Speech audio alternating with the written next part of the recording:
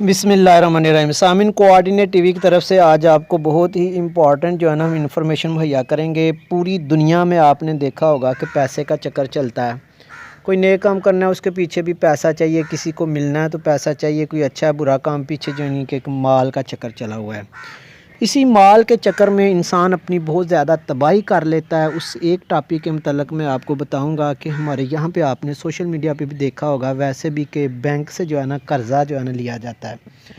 और अमूमन भाई पूछते हैं कि बैंक से कर्ज़ा लेने का क्या तरीका है। हालांकि ये कोई मुश्किल नहीं होता, आप बैंक में जाके नाम ले लो कर्ज़ा लेना है तो आपके पीछे पड़ जाते हैं और मिल जाता है। और ज़्यादातर आजकल आपको पता है एडवांस सैलरी लोन जो मुलाजम लोग हैं गवर्नमेंट के या वैसे उनकी पे आती है तो उनको ये देखो, ये मैंने बैंक के सामने से पिक्चर ली है कि सरकारी मुलाजमन अपनी तनख्वाह पर 30 लाख तक कर्ज़ा हासिल कर सकते हैं। 30 लाख तो बहुत ही बड़ी रकम है। मैं आपको जो ज़रूरतमंद है उनके लिए तो देखो ना बड़ी है। मज़ीद जानने से पहले हमारे चैनल को सब्सक्राइब करें, वीडियो को लाइक और कमेंट किया करें।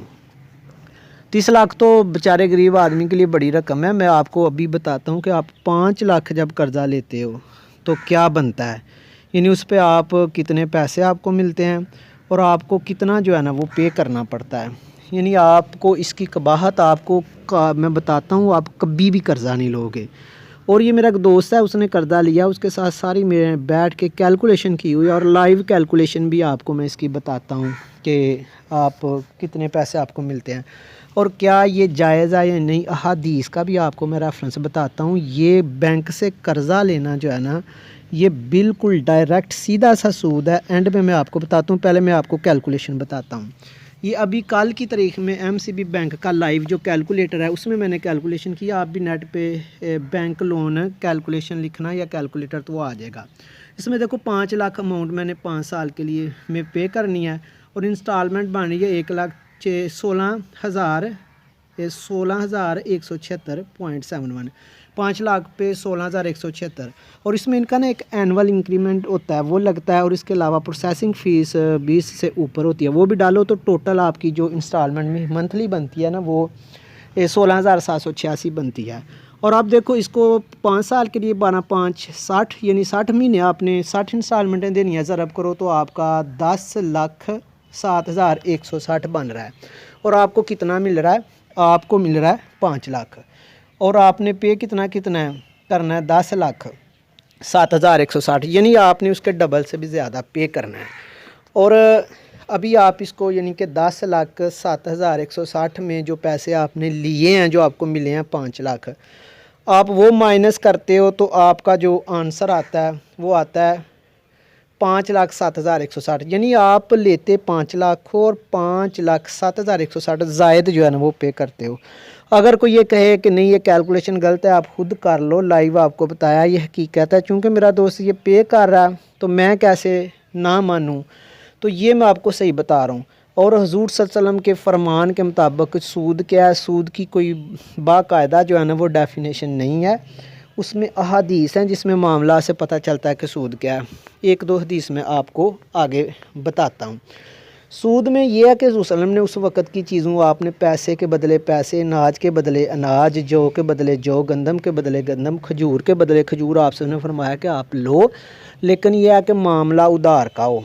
और दूसरी ये बात कि आप जितना दो उससे ज़्यादा लो या ज़्यादा लो कम दो, यानी सेम मिकदार ना हो, कम या ज़्यादा हो। आपने कम दिया ज़्यादा लिया, ज़्यादा दिया कम लिया, तो ये और मामला किसका हो, उधार का। नकदो नकद सौदा ना हो तो वो सूद है। कोई भी चीज़ ठीक है, चाहे पैसा या अनाज है, वो उसको सूद है। अभी आगे आप इसकी ना अहादीस भी देखते हो। अब आपने देखा कि यहाँ पे हम अपने मकासद के लिए उलामा से जो है ना फतवा ले लेते हैं। ये आपको थोड़ा सा मैं बता दूँ कि बैंक में आपने कैलकुलेशन देखी कि आप पैसे थोड़े लेते हो देते ज़्यादा, और मामला उधार का होता है, नगद नहीं होता, प्योर सूद हो गया। और उसके बाद फिर आप ये जो इंश्योरेंस करवाते हो, इसमें आप जब आपको जो कायल करता है वो आपको कैलकुलेशनें बताता है। वो कहता है देखो जी आपने इतना देना है, 20 साल बाद या 10 साल बाद आपको इतना मिलता है। यानी आप कम दे रहे होते हो और ज़्यादा ले रहे होते हो और मामला उधार का होता है। और ये क्लियर कट ये भी सूद है। आगे आप हदीसें ये देखेंगे, मैं अपने से बात नहीं कर रहा। अभी आपको मैं जो है ना मुस्निद अहादीस की रोशनी में बताता हूँ। बेशुमार हदीस हैं। एक ये हदीस है आपकी बुक सही मुस्लिम की, ये हदीस देखें 4088।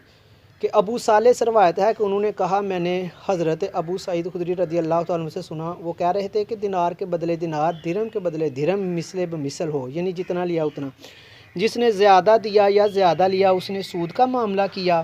میں نے ان سے کہا کہ حضرت ابن عباس رضی اللہ تعالیٰ عنہ سے مختلف بات کہتے ہیں، تو انہوں نے کہا کہ میں نے خود ابن عباس رضی اللہ تعالیٰ عنہ کی ملاقات کی اور کہا آپ کی کیا رائے ہے؟ یہ جو آپ کہتے ہیں کہ آپ نے یہ بات رسول اللہ صلی اللہ علیہ وسلم سے سنی یا اللہ کی کتاب میں پائی ہے، تو انہوں نے کہا کہ میں نے یہ بات رسول اللہ صلی اللہ علیہ وسلم سے سنی، نہ کتاب اللہ میں پائی، بلکہ مجھے اسامہ بن زید رضی اللہ تعالیٰ عنہ نے جو ہے نا کہا کہ نبی کریم صلی اللہ علیہ وسلم نے فرمایا کہ سود ادھار میں ہے، یعنی ادھار کا معاملہ ہو۔ آگے کافی حدیث ہیں، آپ دیکھنا اس میں لفظ ادھار کا ملے گا کہ ادھار میں آپ معاملات کم یا زیادہ کا طے کریں۔ یہ بھی حدیث دیکھو صحیح مسلم کی 4089۔ عبید اللہ ابن ابی یزید سے روایت ہے کہ انہوں نے حضرت ابن عباس رضی اللہ تعالیٰ عنہما سے سنا کہ وہ کہہ رہے تھے کہ مجھے اسامہ بن زید رضی اللہ تعالیٰ عنہما نے نبی کریم صلی اللہ علیہ وسلم سے خبر دی کہ آپ نے فرمایا اگر جن سے مختلف ہوں تو سود ادھار میں ہی ہے، سیم چیز دو سیم لو یا سیم دو دوسری لو، کم زیادہ کا چکر ہو اور معاملہ ادھار کا ہو تو وہ کیا ہوتا ہے؟ سود ہے، کلیئر کٹ۔ اور آپ مجھے بتاؤ کہ یہ جو اپنا انشورنس کرواتے ہو یہ ادھار میں نہیں ہے، یا آپ یہ لیتے ہو بینک سے پیسے کیا ادھار میں نہیں ہے، تو یہ کلیئر کٹ سود ہے۔ اور طاؤس نے ابن عباس رضی اللہ تعالیٰ عنہ سے انہوں نے حضرت اسامہ بن زید رضی اللہ تعالیٰ عنہ سے روایت کی کہ رسول اللہ صلی اللہ علیہ وسلم نے فرمایا مختلف چیزوں کے تبادلے میں جو 10 بدست ہو اس میں سود نہیں، یعنی فوراً نقد و نقد، ایک حدیث میں نقد و نقد 10 بدست، اور اس میں جو ہے نا وہ سود نہیں، ادھار کے معاملے میں کم زیادہ لینا۔ اور میں آپ کو بتاؤں کہ جتنوں نے بھی سود لیا ہے، ارب بتی خرب بتی، یہ سارے جنہوں نے اپنے سود پہ لے کے بزنس کیا، کبھی ان سے پوچھنا وہاں پہ ان عمارتوں میں ان پلازوں میں الو بولتے دیکھے ہیں، یعنی وہ فلاپ ہو جاتے ہیں۔ ابھی یہ آپ ایک اور حدیث دیکھو 4093 کہ حضرت جابر رضی اللہ عنہ روایت ہے کہ انہوں نے رسول اللہ صلی اللہ علیہ وسلم سے سود کھانے کھلانے والے لکھنے لکھانے اس کے دونوں گواہوں پر لعنت کی اور فرمایا اس گناہ میں یہ سب برابر ہیں۔ اور لعنت آپ کو میں بتاؤں کہ عربی میں یا اسلام میں یا عرب میں اس سے بڑی گالی یا کبی یا قباحت ہے ہی کوئی نہیں، اس کا متبادل ہی کوئی نہیں، یعنی کوئی حد نہیں، کچھ نہیں رہتا۔ ہاں میں بتا رہا تھا کہ کبھی بھی برکت نہیں پڑتی، یمحق اللہ الربا، اللہ قرآن میں فرماتا ہے کہ ربا محق کر دیتا ہے، چیز کو ختم کر دیتا ہے، وَيُرْبِ الصَّدَقَاتِ، اور صدقات ہیں جو پرورش پاتے ہیں، جن کے بچے ہوتے ہیں۔ اور یہ ایک حدیث آپ دیکھو صحیح مسلم کی 4089، یہ میرے خیال میں رپیٹ ہو گئی ہے، چلو آپ میری لسننگ سنیں۔